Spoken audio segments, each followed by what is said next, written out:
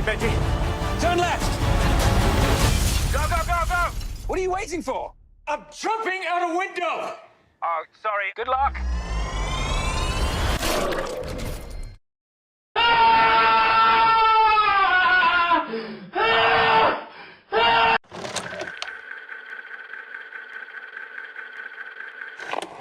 Hello Internet, welcome to Filmento Theory, the smartest show in the smartest show that I myself alone created, by myself. I'm your host, Filmento, and today we will theorize about Hollywood superstar Tom Cruise. Specifically, if Tom Cruise jumps off a rocket in the Earth's upper atmosphere without any kind of parachute to slow his fall and then hits the ground on his feet at terminal velocity, how many rolls does he have to perform in order to survive? And if he at previous night ate 2 burritos instead of casserole, how will that factor into his gravitational acceleration? Look, stick, I'm incredibly busy, so why don't you get the out of here before I snap your dick off and jam it into your. Alright, in all seriousness, Mission Impossible Fallout is coming out later next month, and I am excited. This because Mission Impossible honestly is one of those rare franchises that actually gets better with age, much like my main man, TC. Me, I didn't really much care for the original trilogy, but Ghost Protocol, Rogue Nation, those are some class A action movies. And based on what we've seen in the trailers for Fallout so far, I'm pretty confident this trend will continue. In my opinion, do these 2 full-length trailers show too much? Yes, way too much. We're not talking Terminator levels here, but still. You don't have to show us clips from every single major set piece. Like, you had me at Tom Cruise jumping off a plane. Honestly, you already had me at Tom Cruise running up the sidewalk. All that said, there is one major unanswered mystery that still shrouds this film. As in, we still today don't know for sure who is the villain. We do have clues and hints, but nothing definitive, which I find very interesting. And that is the reason for this particular Filmento theory here today. We're going to analyze the material we've been given so far and go through a list of potential candidates in order to answer one simple question. Who is the true villain of Mission Impossible Fallout? And whether or not eating 2 burritos instead of casserole actually does affect one's gravitational acceleration.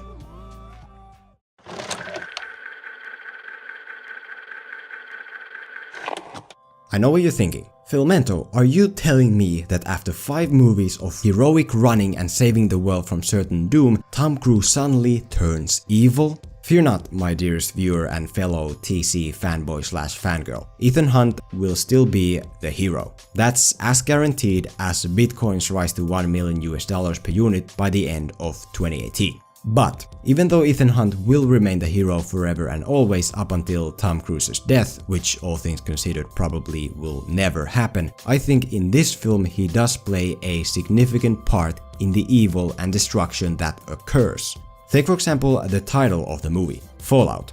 Now sure, most likely that title does mainly hint at a story of nuclear threat. And if the writer of the movie was mediocre, that's all it would be. However, this film was written by Christopher McQuarrie, who is far from mediocre. And because of this, the title Fallout also hints at Ethan Hunt himself, as in his actions are the cause for what's happening. He is the reason for why there's a nuclear threat in the first place. Don't believe me? Just listen to Solomon Lane's words from the trailers.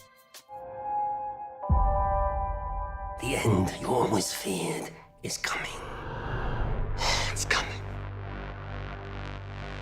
And the blood will be on your hands. The fallout of all your good intentions. Looking at the set pieces in the trailers, here's what I think happens. First off, Ethan Hunt loses some kind of nuclear tools to the bad guys. And when he tries to fix things by breaking free Solomon Lane, who most likely has something to do with said nuclear tools, he gets betrayed by one of his so-called allies, and then loses Lane to the bad guys. And there you go. Uh-oh, nuclear threat. So, what I think the core idea of this movie is Ethan Hunt trying to save the world from his own mistakes. That and giving Tom Cruise the opportunity to jump down from the Earth's stratosphere.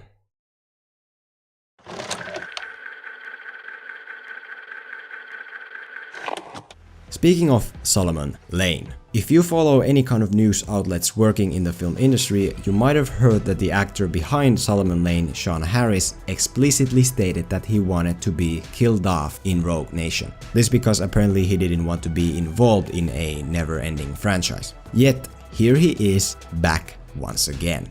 Right at the gate, do I think Solomon Lane will be the main villain of Mission Impossible Fallout? No, he will not. There is no way they will use the same guy twice. Macquarie wouldn't do that, Tom Cruise wouldn't do that, Sean Harris wouldn't do that. Honestly, even Ethan Hunt's turn to the dark side is more likely. Your mission, should you choose to accept it, is to bring me the unlocked disc. And who is this? I have a job for you, Ethan. And for the sake of your friend, you will do it. Oh, okay. Face. First, take a big step back and literally your own face!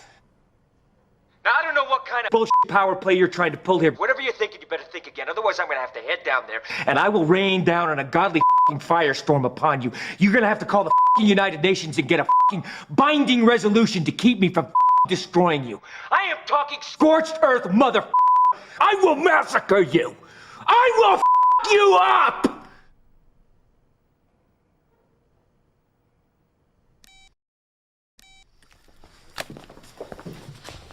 Did you find out who that was? Yeah. Go.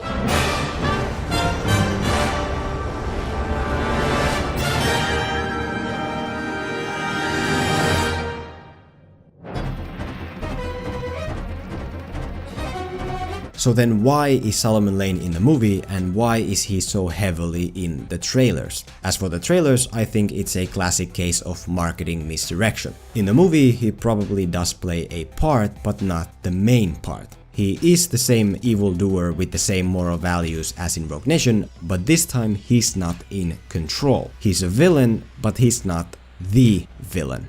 Like I mentioned before, it's Ethan Hunt who breaks Solomon Lane free. And because of this, one could think that Solomon Lane somehow is connected to the looming nuclear threat. Maybe he's needed to arm the nuclear device, maybe he knows something about the people behind all this. Or perhaps the bad guys are his own men. All possible. Regardless, whatever his part ultimately ends up being exactly, it's going to be supportive. As in, he will break free, he will serve some kind of brief purpose, and then perhaps he will ultimately be killed off by the new true bad guy. Just like the actor Sean Harris always wanted.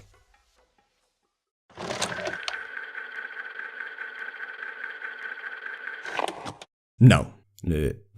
Although with the right personal reasons, this could be pretty damn effective. But, no. She wouldn't do that.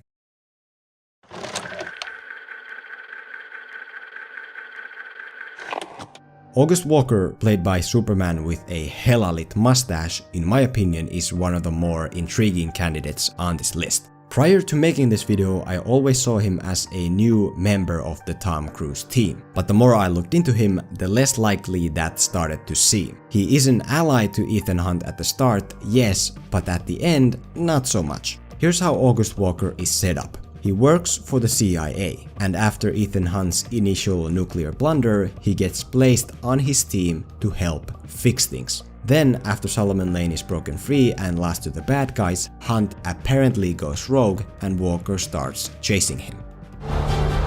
He's not just some observer. He's an assassin. You go rogue, he's been authorized to hunt you down and kill you. That's the job. No hard feelings. How many times has Hunt's government betrayed him, disavowed him, cast him aside? How long before a man like that has had enough? And I most definitely am not saying this just to try to hide the fact that I may quite possibly be the true bad guy myself.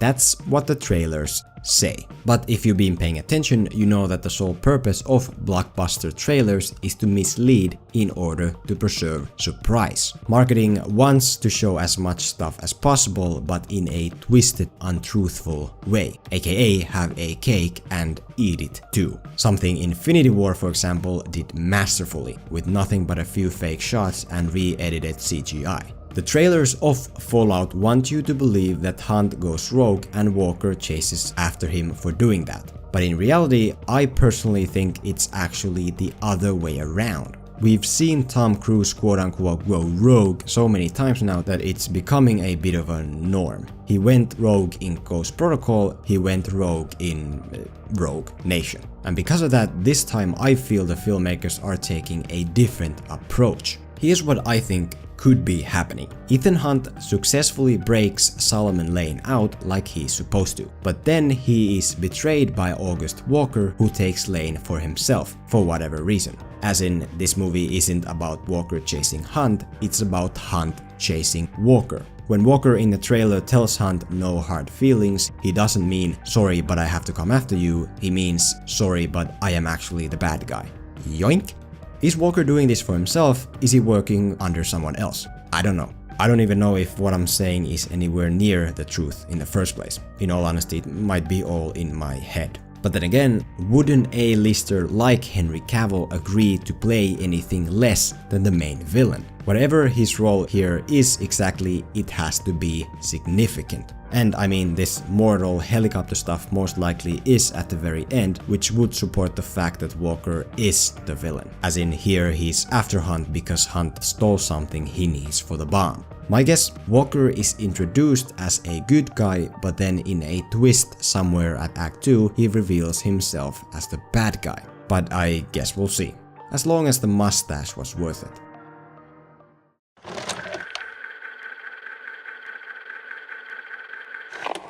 Perhaps the villain of Mission Impossible Fallout isn't Ethan Hunt. Perhaps it isn't Solomon Lane. Perhaps it even isn't August Walker. Maybe, perhaps, the actual villain of Fallout still hasn't been revealed. If this turns out to be the case when I'm in the theater watching the film, I will stand up once the credits roll and I will repeatedly touch my palms together in a clapping motion. Something which I've never done. Because honestly, why would I clap for a tall black screen on a wall? I mean, I get it if you're at a festival and the filmmakers are actually there, but if they're not, then why would I clap when there's nobody there to receive my appreciation? Whatever. Imagine if there's this one big bad guy behind the scenes played by some A-class actor like Liam Neeson or Johnny Depp. Well, maybe not Johnny Depp. Imagine if they've been there all along and the filmmakers have managed to keep it a secret all this time. Let me tell you fellas, that'd be freaking awesome. Do I think that's the case here?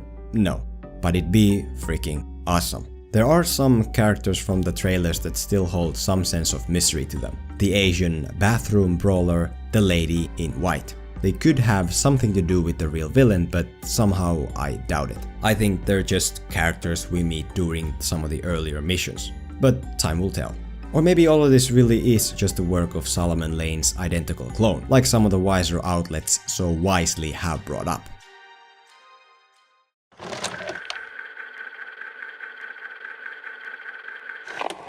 Alright, we have now successfully gone through the list of potential Mission Impossible Fallout villains.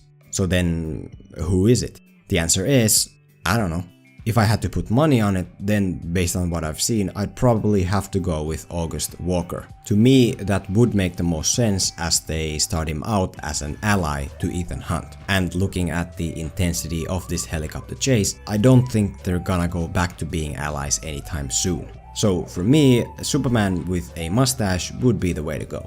Also, I guess I am giving the marketing team a pretty hard time in this video, and maybe I shouldn't. I do think the trailers show way too much, but still, they also do a pretty good job of keeping the structure of the movie vague. For example, I do know that the Paris breakout job should by logic go somewhere in Act 2, either at the end of Act 2A or Act 2B, depending on where they ultimately decide to reveal Henry Cavill as the one who goes rogue, which to me would make more sense in the middle to increase stakes for the second half of the film. But as for the so-called Berlin job, I'm not sure. I guess it would go before Paris, but it can't be the first job since Henry Cavill shows up only after Tom Cruise's first mistake, which would then put the helicopter chase in the final act. And that in turn would mean, well, maybe it's best not to look so deep into it. Maybe we should just show up to the theater when it's time. Whatever you think.